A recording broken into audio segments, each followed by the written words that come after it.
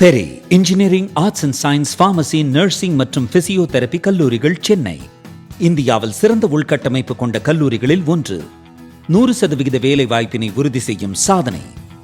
ஆயிரக்கணக்கான பிற கல்லூரி மாணவர்களுக்கும் வேலை தந்த பெருமை. பெரி, எங்கள் கண்களில் உங்கள் கனவுகள். இர்ரெகுலர் பீரியட் என்னதான் பண்றது? உங்க பிரச்சனைகளை கட்டுப்படுத்த லயன் டேட் சிரப் தினமும் 2 ஸ்பூன். 7 தலைமுறைகள் பாரம்பரியமிக்க ஒரே சித்த மருத்துவ ஸ்தாபனம் சேலம் சிவராஜ் சித்த வைத்தியசாலை. இப்பொழுது சேலம், ஈரோடு, சென்னை, ஹொசூர், திருப்பத்தூரில் தினசரி மருத்துவரை சந்திக்கலாம். தொடர்புக்கு 9842722500. பல்வேறு துறைகளில் ஆக சிறந்த ஆளுமைகளை சந்தித்து நாம் நேர்காணல் எடுத்து வருகிறோம். அந்த வகையில் மீண்டும் நம்மோடு இணைந்திருக்கிறார் மூத்த பத்திரிகையாளர் திரு ரங்கராஜ் பாண்டே அவர்கள். அவரிடம் கேட்பதற்கு நிறைய இருக்குன்னு வாருங்கள், அவரிடமே கேட்போம். வணக்கம் பாண்டே சார், எப்படி இருக்கீங்க? அதிமுக பாஜக கூட்டணி ஆட்சி அமையும்னு அமித்ஷா மறுபடியும் சொல்லியிருக்காரு. ஏற்கனவே அது ஒரு ப்ராப்ளம், ஒரு வாரத்துக்கு பெரிய விவாதமா இருந்தது. இன்னுமே திரும்ப திரும்ப அதை சொல்லிட்டே போறாரு. அதிமுகவினர் குறிப்பா எடப்பாடி பழனிசாமிக்கு அது ஒரு சங்கடத்தை கொடுத்து கொண்டே இருக்கிறார்களா பிஜேபியினர்? திரு எடப்பாடி பழனிசாமி ஏதாவது வருத்தம் தெரிவித்தாரா, கண்டனம் தெரிவித்தாரா, அதிருப்தி தெரிவித்தாரா, வேதனை தெரிவித்தாரா? நமக்கு என்னென்ன மார்க்சிஸ்ட் கம்யூனிஸ்ட் கட்சியுடைய மாநில செயலாளர் திரு பே சண்முகம் என்ன பேட்டி கொடுக்குறாரு நம்ம பேச மாட்டோம். அவர் அதிகாரப்பூர்வமாக அறிவிக்கிறார், அவர் அதிகாரப்பூர்வமாக நேரடியாக பேசுகிறார். இது 90% நிறைவேற்றிட்டோன்னு சொல்கிறாங்க வாக்குறுதியில். அவங்களுக்கு ஏதோ கணக்கு வழக்கில் கோளாறு போல்.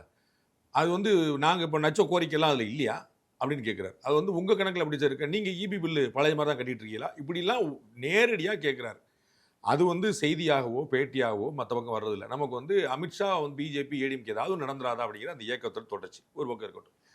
அமித்ஷா அவர்கள் பேசுனது இங்கிலீஷில், அது நமக்கு பெரிய பிரச்சனை. ஏன்னா ஹிந்தி தெரியாது போடாங்கிறது மட்டும் இல்லாமல் ஹிந்தியும் தெரியாது, இங்கிலீஷும் தெரியாது, தமிழும் தெரியாது. நம்ம வளர்ந்துட்டோம், அதனால வந்துச்சு. தமிழும் தெரியாதா? ஆமாம், நான் வாங்க நம்ம நேராக போய் வெளியே கேட்போம். நேராக அரசியல்வாதிகிட்ட கூட ஒரு புறம் வைங்க. நீங்கள் தமிழ்நாட்டில் இருக்கக்கூடிய அரசியல்வாதிகள்கிட்ட தப்பு இல்லாமல் தமிழ் எழுதுவதுன்னு ஒரு போட்டி நீங்கள் வைங்க. நான் வரவே இல்லை, நான் ஏதாவது உள்கூத்து பண்ணிடுவேன், ஏதாவது ஏமாத்திடுவேன், ஏதாவது ஒரு வடமொழி சொல்ல திணிச்சிருவேன்.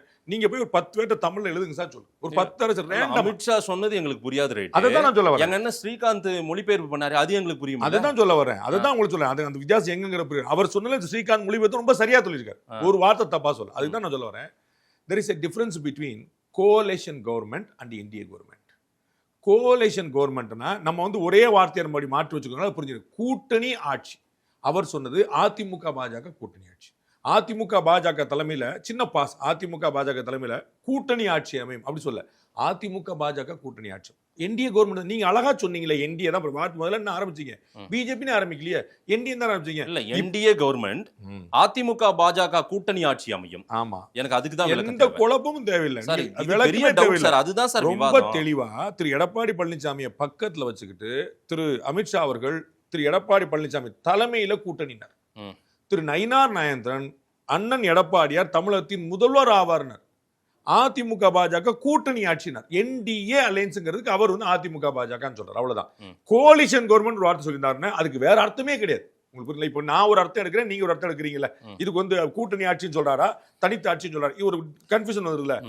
கோலிஷன் கவர்மெண்ட் சொல்லி அந்த கன்ஃபியூஷனே வந்திருக்காதுல்ல. ஏன் அதை சொல்லல? அப்ப அவருக்கு திரு எடப்பாடிக்கு என்ன சொல்லணுங்கிறதுல திரு எடப்பாடிக்கும் திரு அமித்ஷாக்கும் தெளிவான அண்டர்ஸ்டாண்டிங் இருக்கு. அதை அவங்க கோர் கமிட்டியில் பேசிட்டாங்க. நாங்கள் என்ன முடிவில் இருக்கிறோம், நீங்கள் என்ன செய்யணும், இது ரொம்ப தெளிவாக இருக்கிறாங்க. இன்னும் சொல்ல போனால் உங்களுக்கு எக்ஸ்ட்ரா ஒரு பாயிண்ட் கொடுத்துறேன். அதிமுக சங்கடப்பட முடியாது, நடக்கக்கூடாதுங்கிறதா அண்டர்ஸ்டாண்டிங். திரு ராஜேந்திர பாலாஜி முன்னாள் அமைச்சர், அவருக்கு டவுட் வந்திருக்கு பாருங்க, யார் சொன்னது கூட்டணி ஆச்சுன்னு. நான் அதான் கேட்கிறேன், அவருக்கு எனக்கே டவுட் வருது பாருங்க. ஒரு முன்னாள் அமைச்சருக்கே டவுட் வந்திருக்கு. நாங்க ஏதோ விவாதம் எடுத்துட்டோம், ஹிந்தி தெரியல, இங்கிலீஷ் தெரியல, தமிழ் தெரியலன்றீங்க. அதை தான் நான் சொல்ல வரேன். அவர் கேட்டதான் சரியான கேள்வி. யார் சொன்னான்னு கேட்கிறேன். நானும் அவர் முன்னாள் அமைச்சர், நான் முன்னாள் கவுன்சிலர் கிடையாது. நான் கேட்கிறேன், யார் சொன்னான்னு கேட்டேன். ரைட், யாரும் சொல்லாத ஒண்ணுதான். புரியுங்களா? அவர் சொல்லாத ஒண்ணுதான். அவர் அமித்ஷா தப்பா சொன்னாரு அப்படின்னு சொல்லியிருந்தா நான் அது பதில் சொல்லு. சரி, உங்களுக்கு தெரியுமா? அதே நான் கேட்டிருப்பேன். அண்ணே ஹிந்தி தெரியல போல தெரியுது, இங்கிலீஷ் தெரியல போல. நான் கேட்டேன், அவர் சொல்லவே இல்லை. யாருங்க சொன்னா? ரொம்ப பிரமாதமா இருக்கு. அதான் நான் யார் சொன்னான்னு கேட்கிறேன். ADMK BJP alliance government run ஆகும் அப்படின்னு சொல்றாரு. மூணாவது நான் திருப்பி சொல்றேங்க. இல்ல சார், கோலிஷன் கவர்மெண்ட்னா அதுக்கு ஒரு சென்ட்ரல்ல டெல்லியில இப்ப நடக்கிறது மத்திய அரசு கோலிஷன் கவர்மெண்ட். சரி, இன்னைக்கு அவர்களுக்கு தனிப்பெரும்பான்மை இல்லாத போது இல்ல, தனிப்பெரும்பான்மை இருந்த 2014 19 கோலிஷன் கவர்மெண்ட். அதுக்கு அப்படிதான் பேர். 2006 தமிழ்நாட்டுல கோலிஷன் சப்போர்ட்டோட நடந்தது திமுக ஆட்சி. உங்களுக்கு புரியுங்களா? திமுக கூட்டணியோட ஆதரவோட 2006. அதனால தான் அவங்களுக்கு பெரும்பான்மை கிடைக்கலங்கிறனால தான் மறைந்த முதலமைச்சர் ஜெயலலிதா அவர்கள் மைனாரிட்டி சொல்றாரு. இங்க அவர் ரொம்ப தெளிவா சொன்னது எங்களுடைய கூட்டணி ஆட்சி, அவ்வளவுதான். அதான் உங்களுக்கு சின்ன பாஸ் அதிமுக கூட்டணி ஆட்சி அப்படிங்கிறதுக்கும் அதிமுக கூட்டணி ஆட்சி அப்படிங்கிறதுமான அந்த வித்தியாசம். அவ்வளவுதான். நீங்க இல்ல சார், இது வார்த்தை விளையாட்டு மாதிரி இருக்கு சார். நீங்க விளையாடுங்க. உங்களுக்கு வந்து பொழுது போகணும். நான் சார், பொழுது உங்களுக்கு போல பே சார். சண்முகம் அவர்கள் மார்க்சிஸ்ட் கம்யூனிஸ்ட் மாநில செயலாளர் நான் அடுத்த கேள்வி நேரடியாக அதுதான் கேட்பேன். பேசுகிறார். அடுத்த கேள்வி அதுதான். நீங்க வாங்க, இருக்கு சார், நேரடியாக இருக்கு. பேசுகிறார். அங்க வார்த்தை விளையாட்டே அவர் கிடையாது. அடுத்த பேட்டியை கொடுத்துட்டாரு. அதையும் பாத்தீங்களா? நான் சொல்றது அடுத்த இன்னைக்கு பேட்டி கொடுத்த பேட்டி. கொடுத்துட்டாரு. அதுவே கொடுத்துட்டாரு. ஆமா, என்ன கொடுத்துட்டாரு. சொல்லிருக்காரு? திமுக கூட்டணியில தான் இருப்போம், சீட்டு அதிகமா கேட்போம். ஆமா, அதுதான் அது விவரம். வாங்க. இந்த ஆ. பிரச்சனை வந்திருக்கா? இப்ப இது ஒரு டிஸ்பியூட் இருக்கு பாருங்க. போன முறை 6 சீட். அதற்கு அண்ணன் விளக்கமா சொல்றார், எங்க வரலாற்றிலேயே குறைவா நாங்க போட்டிட்டோம். இதுவரைக்கும் நாங்க அவ்வளவு சீட்டு போட்டிட்டோம். அதற்கு நாங்க சம்மதித்தோம். இந்த முறை அப்படி சம்மதிக்க முடியாது. அப்ப டிஸ்பியூட் அங்க இருக்கா, இங்க இருக்கா? இங்க ஏடிஎம்கேல இருந்து ஒருத்தர் மாத்தி பேசல, பிஜேபில இருந்து ஒருத்தர் மாத்தி பேசல, அங்க ஒருத்தர் கூட சீட்டு வாங்குவேன், போன முறை கம்மியா வாங்கிட்டே சொல்றார். விவாதம் தான் சார், விவாதம் அது தான் சார். அதை பத்தி வாங்க பேசுவோம். திமுக கூட்டணி உடைஞ்சிருச்சான்னு கேளுங்க. தம்ப்நெயில் போடுவோம், போட்டுறீங்களா?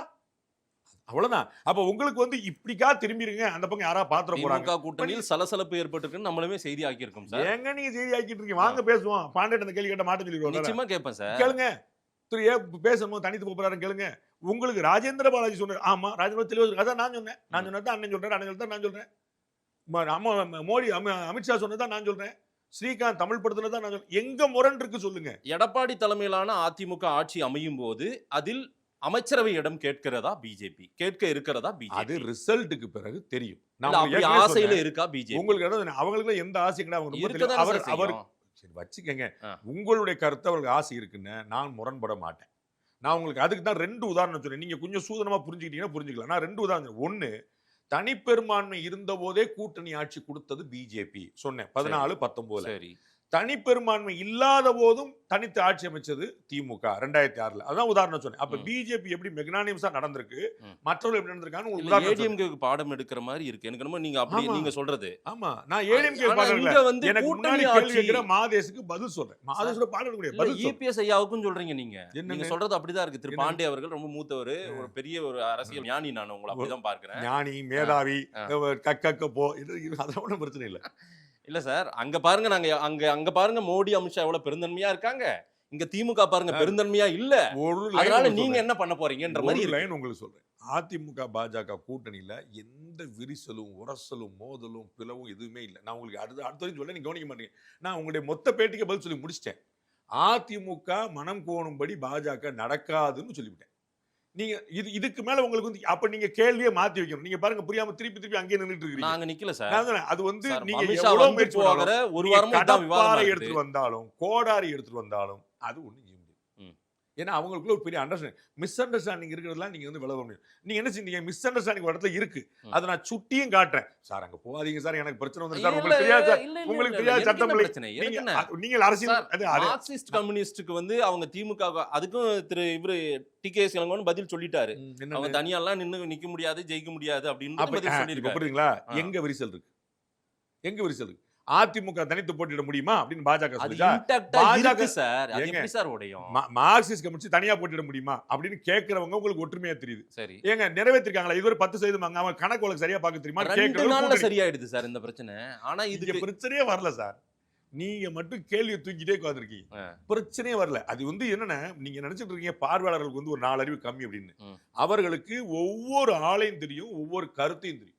இல்லாத பிரச்சனையே மாதேஷ் எவ்வளவு ட்ரை பண்றாரு. அந்த முட்டு கொடுக்குறன்னு சொல்லுவாங்கல்ல, உருட்டுன்னு சொல்லுவாங்கல்ல, இந்த சோசியல் மீடியா லாங்குவேஜ், அதுல எவ்வளவு ட்ரை பண்றீங்க கண்ணு முன்னாடி ஒண்ணு இருக்கு. அதை எடுத்து காட்டுறேன். சார் பேசாதீங்க சார், விடுங்க சார், உங்களுக்கு தெரியும், you know your honour, why your honour அப்படின்னு நீங்க கேட்கறதும் தெரியும் உங்களுக்கு.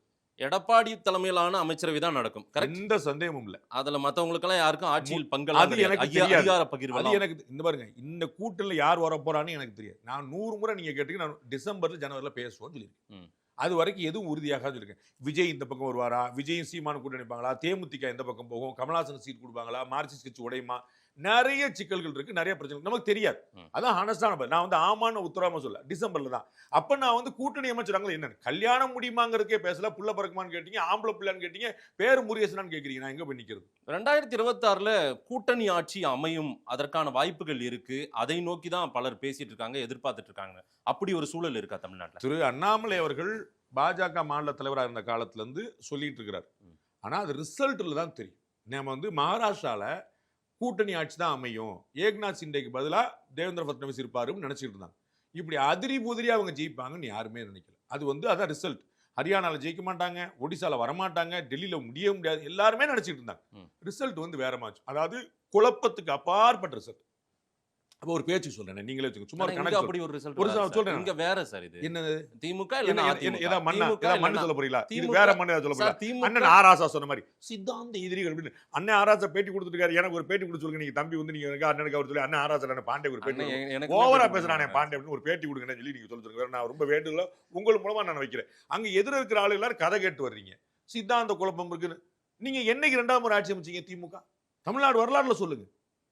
உள்ளே கம்மியான சீட் வச்சு நீங்க ஆட்சி அமைச்சிருக்கீங்க. இல்ல தொடர்ச்சியா திமுக அந்த மாதிரி வந்திருக்கு சார். தலைமை வேணா வேற வேற தலைமையில தொடர்ச்சியா 2 முறை இருந்திருக்காங்க. சார், அண்ணா காலத்துல வந்து நீங்க வந்து கொஞ்சம் ஏதாவது மனசாட்சி இருந்தா பேசுங்க. அண்ணா வந்து இருந்து 60 வருஷத்துக்கு முன்னாடி, சரிங்களா, அது வந்து முதல் தேர்தல்.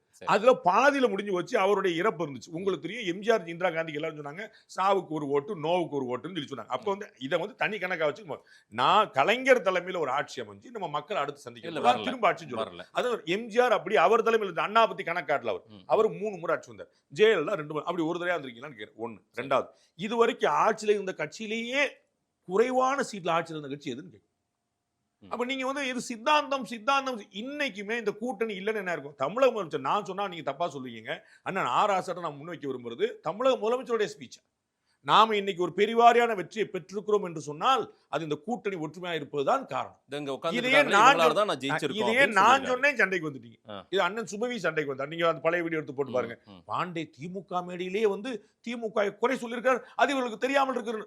தமிழக முதலமைச்சர் சொல்லிவிட்டார். நான் சொன்னதை நான் சொன்னேன், கூட்டணி வந்து இவங்க நல்லா இருக்கிறாங்க, எதிர பிளந்திருக்கிறாங்க, நமக்கு எல்லாரும் அவரோட இருக்கிற முடிவு சாதமா இருக்கு. இதை நான் சொன்னேன். அதே தானே தமிழக முதலமைச்சர் சொன்னாரு.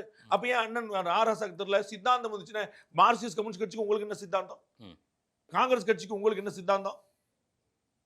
அப்ப எப்படி உண்ணா உட்கார்ந்துருக்கீங்க? கம்யூனிஸ்ட் விடுதலை சிறுத்தைகளுக்கும் காங்கிரஸுக்கு என்ன சித்தாந்தம்? மதிமுகவும் காங்கிரஸுக்கு என்ன உடன்பாடு? அப்ப நீங்க வந்து ஒட்டுமொத்த கொள்கை முரணோடைய ஒரு கூட்டணி வச்சுக்கிட்டு, ஆனா என்ன சொன்ன கட்சி? எங்களுக்கு கொள்கை வேஷ்டி போல, பதவி துண்டு போல சொன்னாங்களா இல்லையா? அப்புறம் அவ்வளவு முரண் இங்க நீங்க முரண்பாரு சொல்லிட்டு இருக்கீங்க. அப்ப சித்தாந்த ரீதியா ஒண்ணு குழப்பம் இருக்குன்னு மக்கள் பார்ப்பாங்க. இன்னைக்கு வந்து தமிழக முதலமைச்சர் கூட்டு தான் திரும்ப சொல்ல முடியும். அவரே சொன்னது போல பாஜக அதிமுக கூட்டணியை வீழ்த்தும் வல்லமை திமுக கூட்டணிக்கு தான் உண்டு. என்ன அர்த்தம் நீங்க பாத்துக்க. நீங்க சொன்னீங்களா ஏடிஎம்கே பிஜேபி கோலிஷன் கவர்மெண்ட் 7 கேள்வி கேட்டீங்க பாருங்க. இதை யோசிங்க, இதை ஒரு தடவை டீகோட் பண்ணி ட்ரை பண்ணுங்க. பாஜக ஏடிஎம்கே கூட்டணி வீழ்த்தும் வல்லமை திமுக கூட்டணி அப்படின்னு அர்த்தம். அவங்க இணையா இருக்கிறாங்க அர்த்தம் புரிஞ்சுக்கலாம்ல. நாம் ஏடிஎம்கே பிஜேபி ஜெயிக்கும் சொல்ல தன்னுடைய எதிரி சரிசமமா இருக்காங்கன்னு சொல்ல வராருன்றீங்க. அப்படி புரிஞ்சுக்க முடியல. அது உங்களுக்கு இன்னும் உங்கள்ட்டாக போயிட்டு ஏடிஎம்கே பிஜேபி தான் ஜெயிக்க போகுது, திமுக தோக்க போகுதுன்னு கூட சொல்ல புரியுங்களா? நான் இணையா இருக்கிறாங்கன்னு தமிழக முதலமைச்சரே சொல்றாருன்ற நீங்க அதை ஏன் கஷ்டப்படுறீங்க சார்? பிஜேபி ஏதோ ஒரு எண்ணத்துல இருக்காங்க. அந்த எண்ணம் அது இங்க தமிழ்நாட்டு அரசியலுக்கு அது ஒத்து வராதுன்றத நான் உங்களுக்கு சொன்னேன். ரிசல்ட் எப்படிங்கறத பொறுத்து அது ஏன் உங்களுக்கு சந்தேகம், பெரிய சந்தேகமா இருக்கு? நம்புறீங்களா? யார் மூலம் அமைச்சரை பேசிடுமா? அப்ப திமுக தோக்குன்னு ஒத்துக்கிறீங்க. வாங்க சொல்லுங்க. முதல்ல தமிழை நான் மாத்தி போடுறேன். திமுக தோல்வி உறுதி. தமிழக முதலமைச்சர் எடப்பாடி பழனிசாமி வாங்க, நான் மினிஸ்ட்ரி பேசிடுறேன். பிஜேபி இருக்கா இல்லையான்னு சொல்லிடுறேன். நீங்க முதல்ல சொல்லுங்க. திமுக கூட்டணி தோக்கிற உறுதி சார். வாங்க சார், நம்ம அமைச்சரை பேசுவோம். தமிழ்நாட்டுல கூட்டணி ஆட்சின்னு ஒண்ணு நடந்தது இல்ல. அதுதான வரலாறு. பாருங்க, எடப்பாடி பழனிசாமி முதலமைச்சர் ஆகணும் என்ன நடக்கணும்? திமுக தோக்கணும். சரிதானே? திமுக தோக்க போதுன்னு திரு மாதே சொல்லுங்க. முதல்ல அது மக்கள் தானே முடிவு பண்ணுவாங்க. அதான் நான் சொல்லிட்டு இருக்கேன். ஏங்க டிசம்பர்ல தான் அலையன்ஸே முடிவாகும் சொல்றேன். நீங்க மே மாசம் நடக்க போறது வந்து யார் அமைச்சர் என்ன பிஜேபி மாதேஸ் மனசுல மாற்றம் வந்துருச்சு. என்ன எனக்கு அதிமுக உங்களை விலைக்கு வாங்கிருச்சு நினைக்கிறேன். திமுகவுடைய விசுவாசத்தை நீங்க குறை பண்ணாதீங்க. உங்களை நம்பி வச்சிருக்காங்க அந்த கட்சி, நீங்க அதுக்கு தப்பு பண்ணாதீங்க சார். பாஜக ஏதோ ஒரு திட்டத்தோடு இருக்காங்க. அந்த திட்டத்தை எக்ஸ்போஸ் பண்றாங்க சார். பாஜக ஒரே திட்டத்தில் இருக்கிறது. 100 முறை சொல்றாங்க திமுக ஆட்சியை வீழ்த்தணும். அந்த கட்சி அதை தவிர வேற ஒண்ணுமே சொல்லு. அதற்காக அவங்க என்னதான் பண்ண, அதனாலதான் அலைன்ஸே வச்சாங்க. அவங்க வந்து திமுக ஆட்சி வீழக்கூடாது நினைச்சிருந்தாங்கன்னா அலைன்ஸ் வச்சிருக்க மாட்டாங்க. ஏன்னா அவங்களும் வளர்ந்துகிட்டு இருந்த ஒரு கட்சி. உங்களுக்கு தெரியும், அண்ணாமலை மாற்றம் பல விஷயங்கள் அவங்க ஒரு சமரசம் பண்ணிருக்காங்க, நம்ம கண்கூடா பார்க்கணும். அப்ப வந்து என்ன நோக்கம்? ஒரு காமன் பாயிண்ட்டுக்காக இந்த காம்ப்ரமைஸ்க்கு வராங்க. அப்ப அதே தான் ஏடிஎம்கே முந்தானது திட்டிட்டு தான் இருந்துச்சு, பார்த்தோம்ல கண்கூடா. பிஜேபி கூட மோதல தான் இருந்துச்சு. இப்போ எப்படி 2 பேருமே ஒரு அண்டர்ஸ்டாண்டிங் வராங்க, ஒரு காம்ப்ரமைஸ். நமக்கு பொது எதிரி ஒன்று இருக்கு, அவ்வளவுதான். அவங்களுக்கு ஒரு மினிமம் பாயிண்ட் தான். அது திமுக ஆட்சி அப்ப நீயா நானாங்கிறலாம் அப்புறம். அங்க வீழ்ந்தா தான் முதல்ல நீங்க யாருங்கிறதே கேள்வி. அங்க நடக்காம நீங்க தலைகளை கூட்டி காட்ட இது அவர்களுக்கு தெளிவு வந்துருச்சு. அவங்க ஒன்னா இருக்கிறாங்க. அதிகார பகிர்வு உள்ள ஒரு ஆட்சி அமையணும்னு ஏதேனும் ஒரு பார்வை இருக்கா சார் உங்களுக்கு? அப்படி எதுவும் பிறகுதான் தெரியும். இல்ல ஒரு பார்வை மொத்தமா கேட்கிறேன். திமுகவோ அதிமுகவோ யார் வந்தாலும் சரி, தனி ஆட்சி சூப்பரா இருக்கும், கூட்டணி ஆட்சி குளறுபடி ஆயிரும். இல்ல கூட்டணி ஆட்சி ஜனநாயகபூர்வமா இருக்கும், தனி ஆட்சி சர்வாதிகாரமா வரும். இப்படி எதுவுமே தியரி கிடையாது. தனியாட்சி இருந்து இந்திரா காந்தி அவர்கள் பண்ணாத சர்வாதிகாரம் கிடையாது. இந்தியாவில் எமர்ஜென்சில இருந்து நம்ம பார்க்காத விஷயங்கள் கிடையாது. எல்லாமே பண்ணிட்டாங்க. கூட்டணி ஆட்சி நான் உங்களுக்கு ஏற்கனவே சொன்னபோது வாஜ்பாய் கூட்டணி இருந்த போதோ நரேந்திர மோடி கூட்டணி ஆட்சி வச்சிருந்த போதோ தமிழ்நாட்டில் இந்தியாவில் பார்க்காத வளர்ச்சி கிடையாது. அப்ப இதுதான் தப்பு அதுதான் சரின்னு சொல்லவே முடியாது. அது வந்து டிபெண்ட்ஸ் அப்பான் த பாஸ். எப்படி ஆட்சிங்கிறது இப்படினாலும் அப்படி நடக்கலாம். அதே மாதிரி கூட்டணி வச்சுட்டு ஜெயலலிதா அவர்களுடைய கூட்டணி வச்சுட்டு நான் தூங்காத இரவலை சந்தித்தேன்னு வாஜ்பாய் சொன்னார். ஸோ இப்படின்னா ஸ்மூத்தா இருக்கும் அப்படின்னா ஹார்டா போயிரும் சொல்ல முடியாது. வந்து யார் ஆட்சி பண்றாங்க அதை பொறுத்து. அடிக்கடி தமிழ்நாடு வரும் அமித்ஷா என்ன இன்னும் அதிகமா வர போறாரு. நீங்க 2 தடவை தான் பாத்தீங்க. இப்ப ஏடிஎம் அலையன்ஸ் குறுக்க வந்தாரு, அதுக்கப்புறம் இப்ப வந்திருக்காரு. இன்னும் நீங்க எழுதி வச்சுக்கோங்க, நான் சொல்றேன் அந்த டிசம்பருக்குள்ளே 10 தடவை வர போறாரு. ஆல்மோஸ்ட் தமிழ்நாட்டில் ஆட்சி பிடிக்கிறது. எதுக்குன்னு ஆட்சியை பிடிக்கிறது. ஆமா, என்னங்க அவர் எது கட்சி நடத்திட்டு இருக்காரு? சரி, ஆட்சிக்கு ஜெயிச்சா அதிமுக வந்துற போது அமைச்சர் அதிமுக துணை நிற்கிறதுங்க. அதிமுக கூட்டணி கட்சி இல்ல, அங்கதான் யோசிக்க வேண்டியதா இருக்கு. அதிமுக ஜெயிக்கிறதுக்கு இவ்வளவு 10 தடவை வராரு. ஆமா ஆமா, தமிழ்நாடு நல்லா இருக்குன்னா மோடி அமித்ஷா 100 முறை வரலாமே. வர்றாங்களே, வந்திருக்காங்களே. எத்தனை வருங்க? இதுவரைக்கும் இந்தியாவிலே அதிகமான முறை இந்த ஓட்டு போடுறது இல்ல. ஜெயிக்க வச்சு ஒரு எம்பி அனுப்ப முடியல. யாரு? ரைட்டு, டிஎம்கே தனியா பண்ணி சொல்லுங்க. எப்படி சொல்லுங்க? ஒரு தடவை சொல்லுங்க. ஞாபகம் நீங்க சொன்னீங்க 67 ரெண்டாம் முறை வந்துச்சுனா 1967 போறது இல்ல, பார்லிமென்ட்க்கு போறது இல்ல. திமுக வெற்றியா திமுக கூட்டணி வெற்றியானா அங்க திமுக வெற்றியா தான் சார் பார்க்கப்படுது. நீங்க அப்படிதான் பார்க்கணும். அப்புறம் உங்களுக்கு கொடுத்த வித்தியாசம் இல்லாம இருக்கும்ல. அப்புறம் உங்களுக்கு விசுவாசம் எப்படி காட்டுவீங்க? பாஜக ஜெயிச்சா கூட்டணி, திமுக ஜெயிச்சா திமுக, அதுதானே உங்களுக்கு சொல்லப்பட்டது. அப்படித்தானே நீங்க சொல்ல மாத்தி இப்படி பேச முடியும்? நீங்க வந்து ஸ்ட்ரிக்டான ஆபீசர் ஆச்சே, நீங்க விசுவாசத்தை மாத்த மாட்டீங்களே. பிஜேபி எதிர்ப்பில் திமுக நரேந்திர மோடி அவர்கள் தலைமையில் ஆட்சின்னு சொல்லி திரு எடப்பாடி பழனிசாமியும் திரு ஸ்டாலின் இருக்கும்போது, நரேந்திர மோடி ஆட்சின்னு சொல்லி திரு கருணாநிதியும் செல்வி ஜெயலலிதாவும் இருந்தபோது இதே 18% ஓட்டு வாங்கியிருக்காங்க. 2 சந்தர்ப்பங்கள் 10 வருஷம் டிஃபரன்ஸ்ல. இது 2 பெருந்தலைவர்கள் இருந்தபோது, 2 புது தலைவர்கள் இருந்தபோது. அப்ப அவங்களுடைய ஓட்டு இன்டாக்டா இருக்கு. மோடியை முன்னிறுத்தி 10 வருஷ கேப்ல ஒரே ஓட்டு வாங்கியிருக்கிறார். அப்ப அவர்களுக்கு 18% கூட்டணி ஓட்டு இருக்குன்னு உங்களால சொல்ல முடியல. திமுக 2011 3வது இடம் போச்சு. எதிர்க்கட்சி கூட கிடையாது. ஒத்துக்கிடுவீங்களா நீங்க? நடந்த வரலாறா இல்லையா? 1967 வரலாறு உங்களுக்கு ஞாபகம் இருக்கு. 2011 வரலாறு தெரியும் சார். அப்ப நிகழ்கால வரலாறு தான் இதெல்லாம். கூட்டணி என்ன செய்ய போது பார்த்து சொல்லணும். அவர் ஏன் வர்றாரு? அவங்க கட்சி ஆட்சி பிடிக்கிறது. அவங்க கட்சி எங்க இருக்கு? அதிமுக கூட்டணி இருக்கு. இதுல உங்களுக்கு ஏதாவது குழப்பம் இருக்கான்னு யோசிச்சு. 50 சீட்டு 80 சீட்டுன்றாங்க, ஓபிஎஸ்ன்றாங்க, டிடிவி தினகரன்றாங்க. நிறைய இருக்கு. இது எல்லாமே எடப்பாடி ஒத்துக்கணும். இதுக்கு தலைமை ஒத்துக்கணும். எல்லாருமே எடப்பாடியும் அகில இந்திய பாஜக தலைமையும் ஹெச் ராஜா அவர்கள் 100 முறை கேட்டாலும் ஒரு வார்த்தை சொல்றார். நான் 35 ஆண்டுகளாக கட்சியில் இருக்கிறேன், ஒரு நாள் நான் கூட்டணி பற்றி பேசியதில்லை, அகில இந்திய தலைமை முடிவு பண்ணும். ஹெச் ராஜா போன்ற மூத்த தலைவர்கள் சொல்லும் போது நான் வெளியில உட்கார்ந்து வேடிக்கை பார்க்கிறேன். நான் என்ன சொல்வேன்? அகில இந்திய தலைமையும் அதிமுக முடிவு. அதுல எந்த குழப்பமும் கிடையாது. நயினார் வர்சஸ் அண்ணாமலை ஏதேனும் பிரச்சனை போயிட்டு இருக்கா சார்? ஒரு இஷ்யூ போயிட்டு இருக்கிறதா வார் ரூம் எச்சரிக்கை கொடுக்கறது, அதே போல அடுத்தடுத்து அங்கு கொஞ்சம் ஒரு சலசலப்பு இருக்கிறதா? மார்க்சிஸ்ட் கம்யூனிஸ்ட் கட்சிக்கும் திமுகவுக்கும் ஏதாவது ஒரு விரிசல் பேசியிருக்கோம். இப்ப கூட நான் உங்களுக்கு இருக்குதா? ஏதாவது விரிசல் இருக்குதா? இப்ப சலசலப்பு இருக்கு, பிரச்சனை வந்திருக்கு சார். ஆமா, அங்க மாதிரி அந்த மாதிரி இல்ல, அந்த மாதிரி அங்க இல்ல. இங்கே வந்திருக்கு பாருங்க சார், வெளிப்படையா வந்துருச்சு. அதுதான் சொல்றேன், இங்க இல்லன்ற. அதுதான் உங்களுக்கு பதில் போறீங்களா? இவ்வளவு நேரம் நீங்க பேசுறது இப்பதான் உங்கள்ட்ட கேட்டேன். அந்த பிட்ட போட்டதுக்கு தான். அதாவது இங்க வந்து ஒத்துக்கிட்டீங்க, நீங்க அங்க இல்ல. ஒரு ஆள் ஒரு வார்த்தை மாத்தி பேச. வார் ரூம் எல்லாம் கொஞ்சம் சரியா பதிவிடணும், அதுக்கெல்லாம் எச்சரிக்கை கொடுக்கறதுக்கு. ஆமா, கூட்டணி கட்சியை விமர்சிக்க கூடாதுன்னு சொல்றது. நான் வந்து ராணுவ தளபதியா இருக்கிறேன். அப்ப என்னுடைய ஸ்ட்ராட்டஜிக்கு ஏத்த மாதிரி நான் ஒரு டீம் போடுவேன். நான் இப்ப ராணுவ தளபதி இல்ல. அப்போ புது ராணுவ தளபதிக்கு ஏற்ற மாதிரி தான் ஸ்ட்ராட்டஜி போடுவோம். இது ரொம்ப குழந்தைக்குள்ள. தோனி கேப்டனாக இருந்தால் வேற, ஜடேஜா கேப்டனாக இருந்தால் வேற, கோலி கேப்டனாக இருந்தால் வேற. ரொம்ப கேப்டன் மாறி இருக்காரு, டீம் மாறும். உங்களுக்கு தகவலுக்காக இன்னமும் பாஜகவில் துணைத் தலைவர், பொதுச் செயலாளர், மாநில செயலாளர் போஸ்ட்னு போடலை. ஆமா, மாநில தலைவர் கீழே வந்து மாவட்ட தலைவர் வரைக்கும் நடந்து, அதுக்கப்புறம் மாநில தலைவர் போஸ்ட் நடந்துச்சு. இப்போ இடையில வந்து அவருடைய டீம் ஃபார்ம் பண்ணும். இன்னும் ஃபார்ம் பண்ணல. அண்ணாமலை அவர்களோடு இருந்த டீம் தான் இருக்கு. இதெல்லாம் மாத்தின பிறகு வந்த பிறகு யார் ரீட்டைன் ஆறா, யார் போனாங்கிறப்ப தான் தெரியும். இங்க அவருக்கு சண்டை போட வேண்டிய அவசியமே இல்லையா? அவர் வார் ரூம் வச்சிருப்பாரு, வேற ஸ்ட்ராட்டஜி வச்சிருப்பாரு. அது அவருடைய டீம். அதுதான் அண்ணாமலை ஆதரவாளர்கள் பிஜேபி அதிருப்தியாளர்களாகவே அதிமுக கூட்டணிக்காக அதிருப்தியாளர்களாக மாறி இருக்காங்க. அப்படி ஒருத்தர் கூட சோசியல் மீடியால நீங்க பாக்குறது பூரா பிராக்சி. அவர்கள் பிஜேபி காரர்களே இல்ல. ஒரு அமித்ஷாவை திட்டி ஒருத்தர் பிஜேபி காரர் ட்வீட் போடுவார் நீங்க நினைச்சீங்கன்னா உங்களை மாதிரி அரசியல் அறியாம யாருக்குமே இருக்க முடியாது. அவர்கள் எல்லாம் பிராக்சி. அந்த அக்கௌண்ட் எல்லாம் புறம் பாத்தீங்கன்னா விமர்சிக்கிறாங்களே சார். கிடையவே கிடையாது. அதுதான் பிஜேபி காரங்க அதை செய்வதில்லை.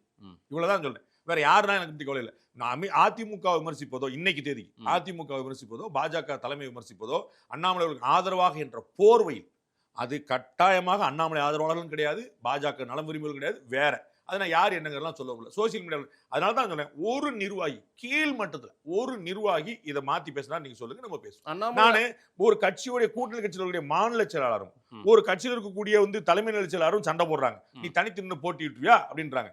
அதை நீங்க பேச மாட்டேன்றீங்க, ஒருத்தருமே ஏத்து பேசல. அதை நீங்க பேசிட்டு இருக்கீங்க. இவ்வளவுதான். அப்ப உங்களுடைய நோக்கம் என்னங்கிற நீங்க பாத்து. அண்ணாமலை ஆதரவாளர்கள் சிலருடைய உள்ள குமுறல் என்னவா இருக்குன்னா, அதிமுக பாஜக கூட்டணிக்காக அண்ணாமலை நீக்கிட்டீங்களா, நீங்க ஜெயிப்பீங்களான்னு பார்த்து. அமித்ஷா அவர்கள் கூட்டத்துக்கு வந்திருந்த போது அண்ணாமலை அவர்களுக்கு ஆர்ப்பரிப்பு வந்துச்சா? ஆமா. எதிர் இருந்த பூரா அண்ணாமலைக்காரங்களா? பிஜேபி காரங்கன்னு யாருமே கிடையாதா? அப்ப பிஜேபி தமிழ்நாட்டு இல்லவே இல்லையா? நீங்க அவ்வளவு ஒத்துக்குங்க. எல்லாரும் ஆர்ப்பரிச்சாங்களா இல்லையா? ஆமா. ஒருத்தர் பாக்கி இல்லாம ஒரு பெரும் கூட்டம் உட்கார்ந்து இருந்துச்சா? மொத்தம் ஒரு 10,000 பேருங்க, அதுல ஒரு 4,000 பேர் ஆடினாங்க, 6,000 பேர் உட்கார்ந்து. அப்படியா? எல்லாரும் கொஞ்சம் அவர் பேரை சொன்ன போது திரு அமித்ஷா அவர்கள் என்ன சொன்னாரு? நீங்க பார்க்கணுமா என்ன சொன்னாரு? அண்ணாமலை அவர்களே சொல்ல, தமிழ்நாட்டில் அது ஹிந்தி தெரியணும் பிரச்சனை, இங்கிலீஷ் தெரியணும், அது ரொம்ப முக்கியமானது. தமிழ்நாட்டில் டிரான்ஸ்லேட் பண்ணி கேட்டு அதை டிரான்ஸ்லேட் பண்ணல, அது டிரான்ஸ்லேட் பண்ண உங்க தகவலுக்கு, அது திரு ஸ்ரீகாந்த் பண்ணல உங்க தகவலுக்கு. அது நாங்க டிரான்ஸ்லேட் பண்ணிக்கிட்டோம். பரவாயில்லையே, ஹிந்தி தெரிஞ்சவங்கள்ட்ட பண்ணிக்கங்க, தயவுசெய்து. அது வேற பிரச்சனை. ஹிந்தி தெரியாதவங்க பண்ணிட்டு ஹிந்தி தெரியாத போடா சொன்னவங்களை கேட்டு வச்சுக்கீங்க, அவங்க ஏதாவது ஒன்று தப்பா சொல்லிடுவாங்க. அதுல தமிழகத்தில் கட்சியை வளர்த்த அண்ணாமலை அவர்களே அப்படி சொல்லணும் அவசியம் இல்ல சார். அதுவும் அமித்ஷா மோடி எல்லாம் தமிழ்நாட்டுக்கு என்ன பேசுறாங்களோ நாங்கெல்லாம் 4-5 முறை ரிப்பீட் போட்டு கேட்போம். அதான் என்னன்னா பிரச்சனை உங்களுக்கு என்ன, இங்கிலீஷ் தெரியாது தமிழ் தெரியாதுங்கிற பிரச்சனை. அதனால நல்லா கேட்டுக்கங்க, ஒன்றும் பிரச்சனை இல்லை. அப்ப அண்ணாமலை அவர்களை பற்றி அமித்ஷா என்ன சொன்னார்? ஒண்ணு, அண்ணாமலை அவர்களை பேரை சொல்லும் போது ஒட்டுமொத்த கூட்டம் எப்படி ஆர்ப்பரிச்சது. அப்ப பாஜக இன்டாக்டா இருக்குது, அங்க கோஷ்டி இல்லங்கிறத நீங்க புரிஞ்சுக்கணும். அவ்வளவுதான். அமித்ஷா அவர்கள் எவ்வளவு பியூட்டிஃபுல்லா ரெஸ்பாண்ட் பண்ணாரு பார்க்கணும். அந்த பேரை சொன்னவனே எழுச்சி அவர் பார்த்துட்டு ஓ சூப்பர் அப்படின்னு ரசிக்கிறார். அவ்வளவுதான். நயினார் அண்ணாமலை ஏற்கனவே கூட நான் கடந்த சில பேட்டிகளுக்கு முன்னாடியே கூட இந்த கேள்வி 100 பேட்டி கேட்க போறீங்க, எனக்கு தெரியுமே. எனக்கு 100 பேர் கேட்க போறீங்க. ஏன்னா உங்களோட புது கேள்வி கிடையாது, புது கேள்வி உங்களுக்கு அசைன் பண்ணப்பட்டது அதுதான். அதாவது 18 பேட்டியா ஒரே கேள்வி. அந்த 18 பேர்ல எந்த நிலையும் மாறல. நான் சொன்ன பூரா அப்படியே நடந்துகிட்டு இருக்கு. அப்ப என்ன பிரச்சனை நீங்க யோசிச்சுங்க. எனக்கு ஒன்றும் பிரச்சனை இல்லை. எனக்கு நான் தம்பி மாதேஷ் எப்போ வந்தாலும் நான் சந்தோஷப்படுறேன், வாங்கன்னு வர இருக்கிறேன். எனக்கு அதுல எந்த பிரச்சனையும் இல்லை. ஆனா ஏதாவது ஒண்ணு மாறி இருக்கான்னு நீங்க பாருங்க. இல்ல அண்ணாமலை மாற்றத்துக்கு பிறகு வேற ஒரு பேட்டியில நீங்க பயந்தது கூட நடக்கும், கவலைப்படாதீங்கன்னு சொல்லி சொன்னேன். நடந்துகிட்டே போது பாருங்க, எவ்வளவு பீதியாவது பாருங்க உங்களுக்கு. ரெண்டாவது, இப்பதான் நிச்சயதார்த்தம் நடந்திருக்கு, கல்யாணத்துக்கு உங்களுக்கு கூட பாத்தீங்களா பூரா எப்படி போயிட்டு இருக்கு பாருங்க. இந்த பக்கம் தேதி குறிச்சு, மண்டபம் குறிச்சு, நாள் குறிச்சு, ஆள் குறிச்சு ஓடிட்டு இருக்கு. அந்த பக்கம் ஒண்ணுன்னா இப்பதான் செங்கல் உருவுறாங்க. அதை புரியாம நீங்க அதெல்லாம் நீங்க சொன்னதெல்லாம் நடந்தது. ஆனா ஒரே ரூம்ல எல்லாம் ஒன்னா இருக்காங்களான்னு டவுட்டா இருக்கு சார். எதிர ரூம்ல ஒருத்தர் சண்டை போட்டுருக்காங்க, அதை பார்க்க மாட்டேன்றீங்க. ஒரு ரூம்ல இருக்கிறாங்க, ஆனா அவங்க ஏதோ முறைச்ச மாதிரி இருக்கு. ஒருத்தர் காதை நோண்டாரு, ஒருத்தர் எந்திரிச்சு பாத்ரூம் போனாரு சார், இடையில ஏதோ அதிருப்தியா இருக்கும். ஒன்னும் அப்படி நயினார் அண்ணாமலை ராப்போ எப்படி இருக்கு சார்? நல்லா இருக்கும். அண்ணாமலை அவர்களுக்கு ஒரு பெரிய ஒரு ஓய்வு கிடைச்சிருக்கு. அவரும் தான் செய்ததெல்லாம் எப்படி இருக்கு, நல்லா இருக்கா இல்லையான்னு வெளியில இருந்து எடுத்து பாக்குறதுக்கான ஒரு பெரிய ஸ்பேஸ் கிடையாது. ஒரு தேர்ட் பேன் பெர்ஸ்பெக்டிவ்ல பாக்குற ஸ்பேஸ் இருக்கு. அடுத்த கட்சி எந்த மாதிரி நகரன்னு பாக்குறதுக்கு அவருக்கு கண்ட்ரோல். ஏற்கனவே நான் சொன்ன உதாரணம், டாக்டர் தமிழிசை சவுந்தரராஜன் அவர்கள் மாநில தலைவரா இருந்தவங்க, இருமாநில கவர்னரா இருந்தவங்க. இன்னைக்கு அவங்க எந்த போஸ்ட்லயும் இல்லை. அவங்களோட ஆக்டிவிட்டி கம்மியாயிருச்சா? அவங்க ஆர்ப்பாட்டம் பண்ணலையா, போராட்டம் பண்ணலையா, கைதாகலையா, மண்டபத்தில் அடைச்சு வைக்கப்படலையா, பேட்டி கொடுக்கலையா, பிரஸ் மீட் என்னங்க? அதே தான் திரு அண்ணாமலை. இன்னமும் ஒரு ஆக்டிவா வீடியோ போடலையா, பிரஸ் மீட் கொடுக்கலையா, போடலையா, கொஞ்சம் குறைச்சிருக்காரு.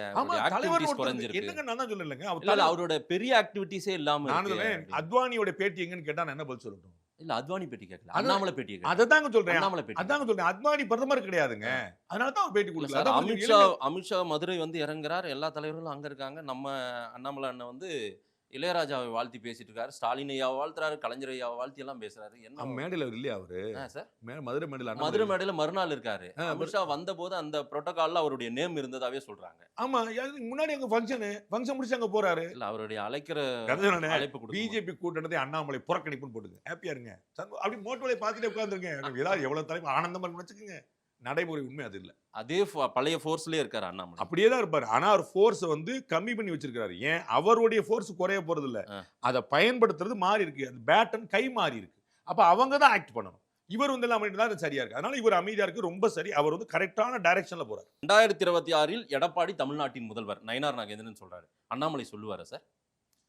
மாதேஷே சொல்லிட்டாரே, 3 தடவை இந்த பேர்ல சொல்லிட்டாரே. நான் இந்த பதில எதிர்பார்க்க மாட்டீங்களா? ஏன்னா எதிர்பார்க்க மாட்டீங்க. அடடா நம்ம வாய் வச்சு நம்மகிட்டே போட்டாரு. நீங்க இந்த மோட்டோலை பாக்குறதா எனக்கு அது புரியுது. எனக்கு 3வது முறையா ஒரே படம் 2026 எடப்பாடி முதலமைச்சர் உங்களுக்கு அந்த அண்ணன்மார்கள் கேட்க போறாங்க, தம்பி உனக்கு சொல்லப்பட்டது என்ன, நீ செஞ்சுட்டு வந்ததுன்னு கேட்கத்தான் போறாங்க. நான் அது இது உங்க வாய் பண்ணி இதெல்லாம் பழக்கி போறீங்களோ அது நடக்கும். நான் அது உங்களுக்கு சொல்லு, உங்களுக்கு ஒரு ராசி இருக்கு. எது நடந்துடக்கூடாதுன்னு நினைக்கிறீங்களோ அது நடக்கும். ரொம்ப முக்கியமான இன்னொரு விவாதம் சார், மோடியின் 11 ஆண்டு கால ஆட்சி. அதாவது மோடி 3.0 ஒரு வருஷம் முடிஞ்சிருக்குது. 11 வருஷம் மோடி என்ன சாதித்திருக்கிறார் சார்?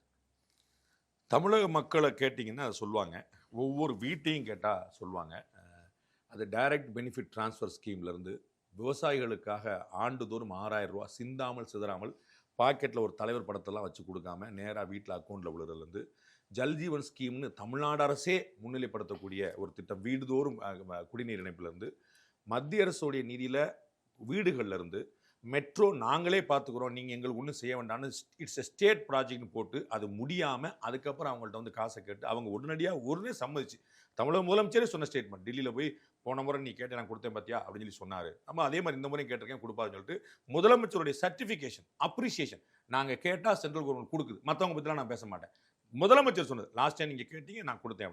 அதே போல நாங்க எப்ப சார் இதுக்கு சொன்னது? டெல்லியில அதான் உங்களுக்கு அது தமிழ்ல தான் பேட்டி கொடுத்தாரு. அதே பார்க்கல போல இல்ல சார். இந்த முறை டெல்லியில நிறைய பேட்டிகள் எப்படி இருக்கு? நிறைய ஸ்டேட்மென்ட் ஒரு செகண்ட் இருக்கு. எப்பவுமே நிதியை கொடுக்கிறது மத்தவங்கள பத்தி வஞ்சிக்குது. நான் மத்தவங்கள பத்தி பேச மாட்டேன் சொல்லிட்டு தான் சொன்னேன். தமிழக முதலமைச்சரே சொல்லிருக்காரு. அத்தாரிட்டி யாருங்க சொல்லிருக்காரு? தமிழ்நாடு கவர்மெண்ட் இங்க 100 முறை சொன்னதையும் டெல்லியில ஒரு முறை சொன்னதையும் நீங்க எடுத்து வச்சு தமிழக முதலமைச்சர் மாத்தி மாத்தி பேசுறாரு. நீங்க நினைச்சுக்கிட்டா நான் என்ன செய்ய முடியும்? உங்களுக்கு ஏதோ ஒரு பிரச்சனை திமுகல, அது வந்து உரியவர்கள் கவனிக்கணும். நான் உங்களுக்கு கேட்டுக்கிறேன். உங்களுடைய மனத்தாங்களை போக்கணுங்கிற உங்களுக்காக அண்ணனா குரல் கொடுக்குறேன். எனக்கு ஒன்றும் பிரச்சனை இல்லை. உங்களை சரி பண்ணிடுவாங்க நீ வருத்தப்பட. ஆனால் நான் என்ன சொல்றேன், திமுகவுடைய தலைவரும் தமிழகத்தின் முதலமைச்சருமான ஸ்டேட்மெண்ட்டை தான் நான் ஃபர்ஸ்ட் எடுக்கிறேன். அதற்கப்புறம் நான் டிகே இளங்கோவன் 10 சொல்லுவாரு, அண்ணன் ஆர்எஸ் பாரதி 10 சொல்லுவாரு. நான் அதெல்லாம் நான் மதிக்கிறேன், எனக்கு ஒன்றும் பிரச்சனை. ஆனால் அது முரணா இருந்தால் நான் ஏற்றுக்க மாட்டேன். முரணா இருந்தால் யார் சொன்னது ஃபைனல்னு எனக்கு தெரியும். தமிழக முதலமைச்சர் சொன்னாரு, போன முறை வந்து கேட்டேன் கொடுத்தாரு, இந்த முறை அதே மாதிரி கொடுங்கன்னு சொன்னேன், சரின்னு இருக்கிறாரு. அவ்வளோதான். அப்போ கொடுத்துருக்காங்க. மெட்ரோ ப்ராஜெக்ட் வந்து ஸ்டேட் ப்ராஜெக்ட் போட்டுருந்துச்சா இல்லை பாருங்க. உங்களுக்கு நான் வேணா ஸ்கிரீன்ஷாட் எடுத்துறேன். அதுக்கப்புறம் இப்போ நீங்கள் மத்திய அரசு மாநில இணைந்து செயல்படுற ஸ்கீம் வந்துருச்சாலே பாருங்க. தமிழ்நாட்டில் மெட்ரோ சக்ஸஸ்ஃபுல்லாக எங்கே இருக்காலேன்னு பாருங்க.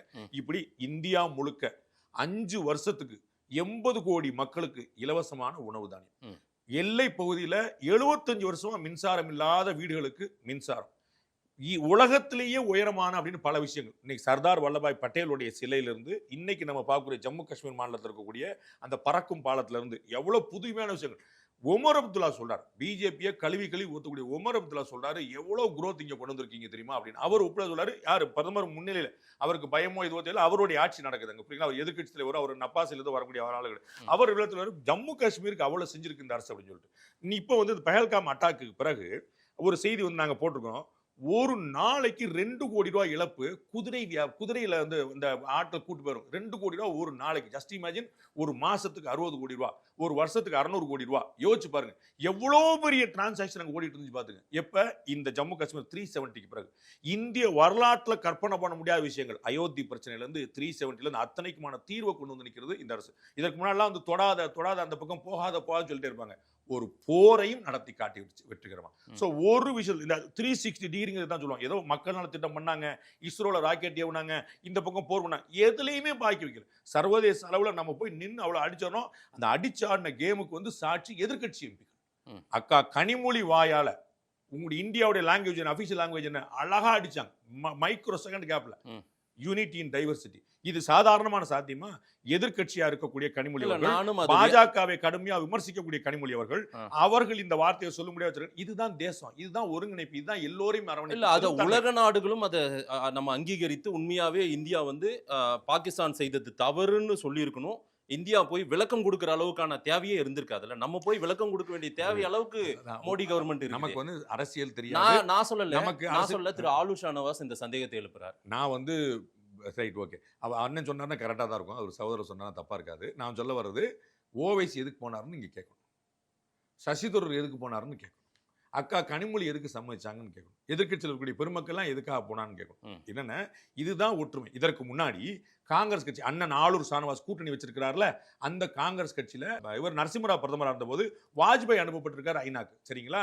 இந்திரா காந்தி பீரியட்ல அனுப்பப்பட்டிருக்காரு வாஜ்பாய். உங்களுக்கு புரியுங்களா? அப்ப என்ன கணக்கு? அப்ப அவங்க கட்சியில ஆள் இல்லையா? உலக நாடுகள் மத்தியில உயர்ந்து நிற்கிறார் மோடி. உலகமே மோடி என்ன முடிவெடுக்க போறாரு, வேற நாட்டு ஏதேனும் ஒரு நாட்டு பிரச்சனைனா கூட மோடியுடைய ஸ்டேட்மெண்ட் என்னவா இருக்குன்னு எல்லாம் எதிர்பார்த்து காத்திருக்காங்கன்னு சொல்ற இடத்துல இந்தியா ஒரு விஷயத்தை சிந்தூர் அட்டாக் பண்ணிருக்கு அப்படின்னா அதை போய் விளக்கம் கொடுக்க வேண்டிய நிலைக்கு நம்ம எல்லா நாட்டிலும் 2 மாதேஷ் இருப்பாங்கல்ல, எல்லா நாட்டிலும் 2 மாதேஷ் இருப்பாங்கல்ல. அது அவர் மாதேஷம் கூடியது தானே உலகம். அப்ப 4 பேருக்கு விளக்கம் கொடுக்கணும்ல. போய் நடந்ததுல கொலம்பியால நீங்க பாத்தீங்கன்னா ஒரு கண்டன அறிக்கையை திரும்ப வாங்கிட்டாங்க. நம்ம போர் தொடுத்தோம், அதற்கு வந்து அப்பாவி மக்கள் இறந்துட்டாங்கன்னு சொல்லி கொலம்பியா கண்டனம் தெரிவிக்குது. சசி தரூர் டீம் போய் இறங்குது, பேசுது, நாங்க வித்ட்ரா பண்ணிடுறோம். கற்பனை பண்ண முடியுமா உலகத்துல? சைலண்டா கூட விட்டுருக்கலாம். வி வித்ட்ரூ திஸ் கமெண்ட் அப்படின்னாங்க. இது வெற்றி இல்லையா உங்களுக்கு? எந்த நாடு நமக்கு எதிராக இருக்குது? அந்த நாட்டோட பிரதமரே பாகிஸ்தான் பிரதமரே போய் நின்று இருக்காரு, அது உங்க கண்ணில் தெரியலையா? நம்ம சர்வ கட்சி கூட்டத்தில் பிரதமரும் ராணுவ தளபதியும் ஊர் ஊரா போய் நிக்கிறாங்க. அந்த ஊர்ல நம்ம ஊர்ல எதிர்க்கட்சி எம்பிகள் தலைமையில கூட்டம். கற்பனை பண்ண முடியுமா? இந்திய தேசமே பெருமை கொள்ளும் விதத்துல மோடியினுடைய கவர்மெண்ட் வந்து ராணுவம் வந்து இந்திய ராணுவம் இந்த போரை நடத்தியிருக்காங்க, நாம சக்சஸா நடத்தியிருக்கோம் சிந்தூர் அட்டாக்க. ஆனாலும் ட்ரம்ப் நான் சொல்லிதான் இந்த விஷயத்தையே நிறுத்தினாங்க, 2 நாடுகளும் அமைதியானாங்க அப்படின்னு அவர் பெருமை கொள்கிறார். ட்ரம்ப் முதல்ல அவருக்கும் எலன் மாஸ்க்கு கூடிய சண்டையை நிறுத்தட்டும். அந்த போர் இத மோடி தானே சொல்லணும். நான் சொல்ற மாதிரி மோடி தானே கேட்டீங்க.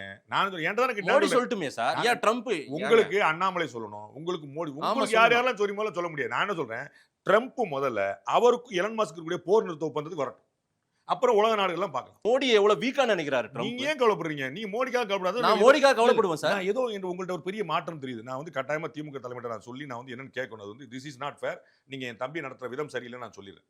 எனக்கு சம்திங் நீங்க திமுக கவலைப்பட மாட்டேன்றீங்க, எதிர்த்து பேசுறீங்க. எடப்பாடி முதலமைச்சர் 4 தடவை சொல்றீங்க, ட்ரம்ப்புக்கு வந்து மோடிக்கு வந்து இவ்வளவு பெரிய இழி வந்துருச்சுன்றீங்க. சம்திங் கம்ப்ளீட்டா ராங். ஆமா சார். ஏன் கூட அடிக்கடி சேர்ந்து உங்களுக்கு ஏதாவது ஆயிப்போச்சு நினைக்கிறேன். எனக்கு சரியா தெரியல. அது சகவாச தோசை தான் வந்துருச்சு அந்த. நான் இதை வந்து உரிய நடவடிக்கை எடுத்துட்டு அடுத்த கூட்டத்துல உங்களுக்கு வந்து ஒரு இது பண்ணணும்னு நினைக்கிறேன். அது விட்டுருவேன். நம்ம வந்து எல்லா இடத்துலயுமே 2 குளறுபடி இருக்கும். அதை புரிய வைக்கிறதுக்காக நம்ம கூட்டம் போனோம். பிரமாதமா சக்சஸ் பண்ணிட்டு வந்தோம். இதை நாளைக்கு சந்தர்ப்பம் கிடைச்சா ஆப்தர காடாவோ ஆண்ட காடோ அக்கா கனிமொழி நீங்க கேட்டா தெரிஞ்சுக்கலாம்.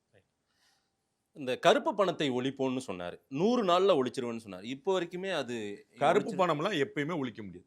அதெல்லாம் எந்த குறைக்க முடியும், கட்டுப்படுத்த முடியும். நம்ம சொன்னோம்ல. ஆமா, முயற்சி எதுங்க. கரிபி ஹட்டாவுன்னு யாரா சொல்லி கேள்விப்பட்டிருக்கீங்களா? வறுமையை ஒழிப்போம்னு கேள்விப்பட்டிருக்கீங்களா? கேள்விப்பட்டதில்ல. ஏன்னா அப்படிலாம் இங்க இருந்துக்க மாட்டீங்க, ரொம்ப குழந்தை நீங்க, இல்லாட்டி ரொம்ப உள்ள இருந்திருப்பீங்க. அப்ப இந்திரா காந்தியோடைய ரொம்ப ஃபேமஸான டைலாக் வந்து கரிபி ஹட்டாவோ இல்ல வறுமையை ஒழிப்போம். வறுமை ஒழிஞ்சிருச்சா? இப்பதான் ஒழிஞ்சிருக்கு. லாஸ்ட் 11 இயர்ஸ்ல UN அறிக்கை பாருங்க. லாஸ்ட் 11 இயர்ஸ் IMF அறிக்கை பாருங்க. 23 கோடி பேர் வறுமை கோட்டிலிருந்து வெளியே வந்திருக்காங்க லாஸ்ட் 11 இயர்ஸ்ல. யாருடைய ஆட்சி 11 இயர்ஸ்? இது வந்து பிஜேபி சொன்னா அவன் உங்களுக்கு வேற வேலை இல்லை அப்படின்னு சொல்லி அனுராக் தாக்கூர் சொன்னாரு, தூக்கி வந்துடும். நான் சொல்றது வேர்ல்டு பேங்க் சொல்லுது, IMF சொல்லுது, UN சொல்லி நீங்க எடுத்து பாத்துக்கங்க. அப்ப நீங்க எப்ப சொன்னீங்க? திரு சிதம்பரம் அவர்கள் நிதித்துறை அமைச்சரா இருக்கும்போது அடுத்த இந்த ஃபேஸ் அடையறதுக்கு 11 வருஷம் ஆகும் சொல்லி சொன்னாங்க. பாஜக ஆட்சிக்கு வந்த இடத்துல 11வது இடத்துல சர்வதேச அளவில் இருந்த பொருளாதாரம் டபக்கு 4வது இடம் போய் இன்னைக்கு 3ஆயிரத்துல வந்து நிக்குது. அங்க நெருக்கிட்டு நிக்குது. கற்பனை பண்ண முடிஞ்சதா? இந்த 11 இயர்ஸ்ல. ஆமா, பாக்குறது கிடையாது. இல்ல சார், 303 நம்மளால வர முடியல சார். 240ல நம்ம 273 சம்திங்கே நம்ம பெரும்பான்மையை எடுக்க முடியல. 271. ஆமா, அங்கதான ரிசல்ட் தான முக்கியம். அதே பத்தி இல்ல, ரெண்டு விஷயம் போற பக்கலயே சொல்லுங்க. தமிழ்நாட்டுல கேட்டுக்கோங்க, மோடி ஆட்சி எப்படி பிரிச்சு பிரிச்சுறோம். தமிழ்நாட்டு மக்கள் ஓட்டே போறது இல்ல பிஜேபிக்கு பெருசா. நான் வரேன், அது ஒண்ணா வச்சிரேன். நான் அத்தனை பாயிண்ட் சொல்லிறேன். ஒண்ணு, பொருளாதாரத்துல எப்படி இருந்தீங்க, சர்வதேச நாடுகள் எப்படி வாங்குறாங்கன்னு சொன்னீங்க. 11 வருஷத்துல என்ன செஞ்சாங்கன்னு சொன்னீங்க. நான் சொன்னேன் 11 வருஷத்துல அந்த வறுமை ஒழிப்பே நடந்திருக்குன்னு சொன்னேன். வேற யாரும் சொன்னீங்க பாத்துக்கான்னு சொன்னேன். பொருளாதாரத்துல 4வது இடத்துக்கு வந்துருச்சு, 3வது இடத்தை முட்டிக்கிட்டு இருக்கு. அடுத்த 2 வருஷத்துல அதுவும் வந்துரும் சொல்லி இதெல்லாம் வரலாறு புள்ளி வர நீங்க பாத்துக்க. அடுத்து ஓட்டு போடுறத பத்தி நரசிம்மராவ் எவ்வளவு எம்பி வச்சிருந்தாரு நீங்க சொல்லணும். மன்மோகன் சிங் எவ்வளவு எம்பி வச்சிருந்தாருன்னு சொல்லணும். ஃபர்ஸ்ட் டேர்ம்ல செகண்ட் டேர்ம்ல எவ்வளவு எம்பி வச்சிருந்தான்னு சொல்லணும். ஐகே குஜ்ரால், தேவகூடா, சந்திரசேகர்லாம் எவ்வளவு எம்பி வச்சிருந்தாங்க. யாராவது ஒருத்தருக்கு, நான் சொல்றேன் நரசிம்மராவ்ல இருந்து மன்மோகன் சிங், யாராவது ஒருத்தருக்கு ஒரு முறையாவது 272 எம்பி காங்கிரஸ் கட்சி ஒரு முறையாவது. நான் சொல்றது 2014ல 283, 2019ல 303 சொந்தமாவே வச்சிருந்த தனி மெஜாரிட்டி வச்சிருந்து கூட்டணி வச்சிருந்தாங்க.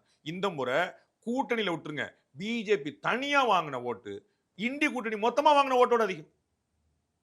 யாரு பெரிய அணி? தனியா ஒரு கட்சி வாங்கின ஓட்டு நீ வாங்கிருக்கீங்களா? இந்தியாவே புரட்டி போட்டாருன்னு கூட சொல்லலாம், உலகத்தையே புரட்டி போட்டார் மோடி. நீங்க வாங்க, உங்களுக்கு வேற உதாரணம் சொல்றேன். உங்களுக்கு திமுக 2019ல வாங்கின ஓட்டு என்ன, 2021ல வாங்கின ஓட்டு என்ன, 2024ல வாங்கின ஓட்டு என்ன? அப்ப நீங்க திமுக சரி வந்திருக்கு நீங்க சொல்லுங்க. புரியுதுங்களா? ஒரு சட்டமன்றம் 2 பாராளுமன்றம் ஜெயிச்சிருக்காங்க. 3 கன்சிக்யூட்டிவ் எலெக்ஷன்ஸ். 3 எலெக்ஷன்லயும் அவர் வாங்கின ஒட்டுமொத்த ஓட்டு விகிதம் குறைஞ்சிருக்கு. யாருக்கு வீழ்ச்சி? நான் சொல்ல வருது 2024 3வது கன்சிக்யூட்டிவ் தேர்தல், ஒரே தேர்தல். புரியுங்களா? அசம்பிளி, பார்லிமெண்ட், அசம்பிளில 3 பார்லிமெண்ட் மட்டும் கம்பேர் பண்றேன். 3 பார்லிமெண்ட்ல 2 முறை தனி மெஜாரிட்டி. இந்திய 34 வருஷத்துக்கு பிறகு மெஜாரிட்டி சார், புரிஞ்சுக்கணும். அதுக்கப்புறம் திருப்பி 100 முறை மெஜாரிட்டி. அது கிடையவே கிடையாது. ராஜீவ்காந்தி பிறகு அங்க திரும்பி வந்த ஆளே கிடையாதுங்க. புரியுங்களா? 2வது முறை ஆட்சி வந்த ஆளே கிடையாது. இந்த பக்கம் மன்மோகன் சிங் வச்சுல, மன்மோகன் சிங் மைனாரிட்டி கவர்மெண்ட் நடத்தினார். தனி பெரும்பான்மை இல்லவே இல்லை. 2 முறை இவருக்கு தனி பெரும்பான்மை வந்துச்சு. 3வது முறை ஆட்டோமேட்டிக்கா ஆன்டி இன்கம்பன்சி இருக்கும். அந்த ஆன்டி இன்கம்பன்சில கூட பிஜேபி தனித்து வாங்கின சீட்டு ஓட்டு இண்டி கூட்டணி மொத்தமா வாங்கியிருக்கான்னு கேளு.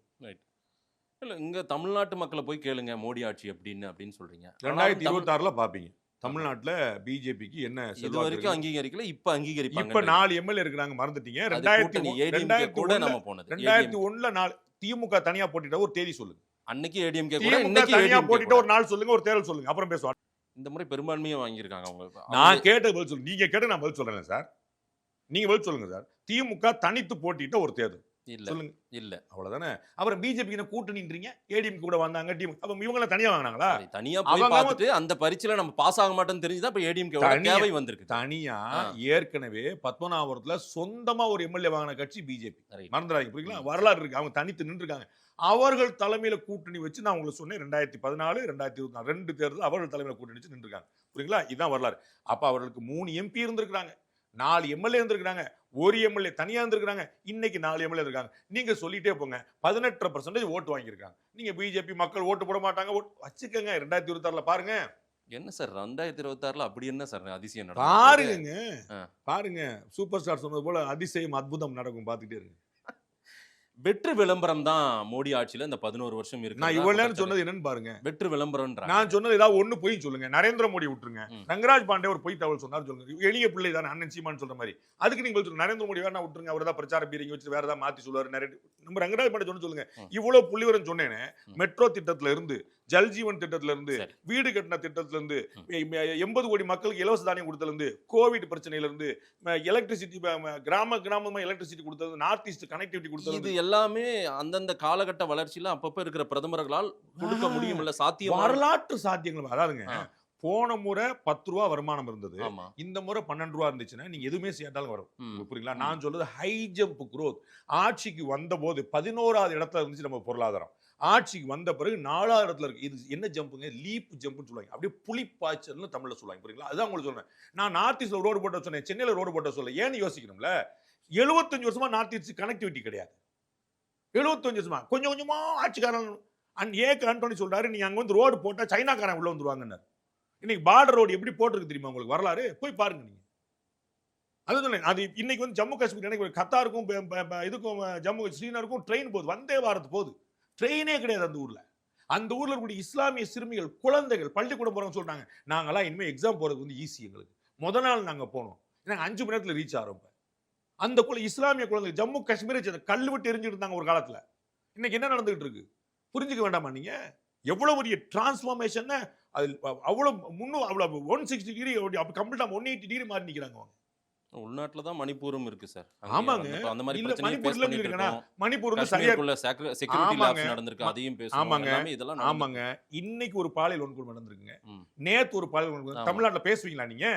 பேசுவீங்களா நீங்க? பேசிருக்கீங்களா? ஒரு விடுதியில தங்கி இருக்கிற ஒரு பிள்ளைய வாட்ச்மேன் வந்து பாலியல் வன்கொடுமை செய்றார். காலை உடைச்சு. கற்பனை பண்ண முடியுதா உங்களால? கூட்டு பாலியல் வன்கொடுமை என்ன சார் இவ்வளவு நடந்துட்டு இருக்கு? நீங்க பாத்துக்கீங்களா? வரலாற்றுல முன்னாடி இருந்திருக்கா? பாலியல் வன்கொடுமை எப்பயுமே இருக்கும், நான் மறுக்கல. அது வந்து எப்ப எல்லாம் கெட்டவை எல்லாம் கூட்டு பாலியல் புது ட்ராக்ஸ் இதா இருக்கு சார். இது பாத்துருக்கீங்களா? ஊருக்கு என்ன சார் கணக்கு இது? முன்னாடி பாலிமர் சேனல் நியூஸ் போடுறாங்க, ஒரு குழந்தைக்கு தண்ணி போடுற ஒரு வாட்டர் கேன் போடுற பையன் ஒருத்தர் வந்து ஒரு பிள்ளைய வந்து பாலியல் வன்கொடுமைச்சுன்னா 12 பேரை கூட்டு வச்சு ரெடி பண்ணிட்டு இருக்காங்க. 12 பேர் அந்த பிள்ளை அவ்வளவு படுத்துருக்காங்க. அவங்க கோர்ட்டுக்கு வராங்க, சிரிச்சுக்கிட்டு பேசிட்டு, ஒரு குற்ற உணர்ச்சி கூட இல்ல. அதான பிரச்சனை. கொலை இதுக்குள்ள நடக்காம இருந்துச்சா? நடந்துகிட்டு இருக்கு. ஆனா எப்படி பகிரங்க கொலைகள் நடக்குது, பட்டப்பகல் கொலை நடக்குது, பிரபலங்கள் கொல்லப்படுகிறார். காங்கிரஸ் கட்சியுடைய மாவட்ட தலைவர் கொல்லப்படுறார், ஆம்ஸ்டாங் கொல்லப்படுறார். இருட்டுல ராத்திரி 12:45 மேல திருட்டுத்தனமா நடந்துட்டு இருந்த விஷயங்கள். தோட்டத்து கொலைகள் தொடர்ந்து நடக்குது. ஒரு கொலையா 2 கொலையா? தனியா ஒருத்தன் குடியிருக்க முடியாது, அதை பேசுவீங்களா நீங்க? மணிப்பூர் அப்படின்றீங்க. நம்ம ஊர் திருப்பூர் எங்க போகுது? பார்க்க வேண்டியதானே கொஞ்சம். இல்ல அதையும் தான் பேசுறோம் சார். என்ன எங்க அதையும் தான் பேசுறோம் இல்ல. கருப்பு பணத்தை ஒழிக்க முடியாது, அதனால அது நடக்காம இருக்கு. கருப்பு பணம் பெருமளவு கட்டுப்படுத்தப்பட்டிருக்கு. சரி. பெருமளவு டிஜிட்டல் டிரான்சாக்ஷன் குளோபலி ஹிட். ம். உலகத்துல இவ்வளவு டிரான்சாக்ஷன் கிடையாது. வெளிநாட்டுக்காரங்களா வந்து ஈஃபில் டவர்ல நீங்க பார்க்கும்போது நம்ம இந்தியன் மணியில மாத்தலாம் சார். நீங்க ரஷ்யால நீங்க இப்ப கச்சா எண்ணெய் வந்து நம்ம இந்தியன் மணியில மாத்தணும், டாலரை சேலஞ்ச் பண்றோம் சார். அமெரிக்காக்காரர் பதறாரு, என்ன நீங்க பிரிக்ஸ் போட்டு என்ன பண்ணிட்டு இருக்கீங்க? ரஷ்யாவோட இந்தியன் டிரான்சாக்ஷன், ஈரானோட இந்தியன் டிரான்சாக்ஷன், ஸ்ரீலங்காவோட இந்தியன் மணி டிரான்சாக்ஷன், இந்திய மணியில டிரான்சாக்ட் பண்றோம் நம்ம. பீம் ஆப்ல வந்து உட்கார்ந்த இடத்துல நீங்க வந்து யூபிஐ டிரான்சாக்ஷன் பண்ணலாம். உட்கார்ந்த இடத்துல 0.98 செகண்ட்ல நீங்க டிரான்ஸ்ஃபர் பண்ணிருக்கீங்கன்றாங்க மணியை. எங்க போயிருக்கோம்? டெக்னிக்கல உள்ள வர பிளாக் மணி ஒளியும். 2024 எங்க போச்சு? அதான் பார்க்கணும். 1024 எங்க போச்சு? அது பெரும் பணங்கள் குறைய குற்றங்கள் குறைய. குற்றம் தடுக்கவே முடியாது. தமிழ்நாட்டில் பாலியல் வன்கொடுமை நடக்காதனால பிஜேபி ஆட்சியில் நரேந்திர மோடி தமிழ்நாட்டு முதலமைச்சர் இருந்தா கூட பாலியல் வன்கொடுமை தடுக்க முடியாது. குறைக்க முடியும், கட்டுப்படுத்த முடியும், கைது பண்ண முடியும். அதை பொருளாதாரத்தில் இந்தியா பண்ணிருக்கு, கருப்பு பணத்தில் இந்தியா பண்ணிருக்கு நரேந்திர மோடி அவரோட தலைமையிலான ஆட்சியில். ஒரு மதிப்பீடு சொல்ல முடியுமா? மதிப்பெண் அடிப்படையில் மோடி ஆட்சி இதுவரைக்கும் இருந்த அரசுகள்ல பெஸ்ட். நான் வந்து 9 10க்கு வந்து 8 9 சொல்ல. இதுவரைக்கும் இருந்த அரசுகள்ல அது ரொம்ப பெஸ்ட். அதுல நோ டவுட். நான் எந்த கவர்மெண்ட்டை விட பெட்டரா நான் சொல்லுவேன். நிறைய விஷயங்கள் சொல்லியிருக்கீங்க. மக்கள் என்ன சொல்றாங்கன்னு பார்க்கலாம். நேரம் கொடுத்து பேசுங்க.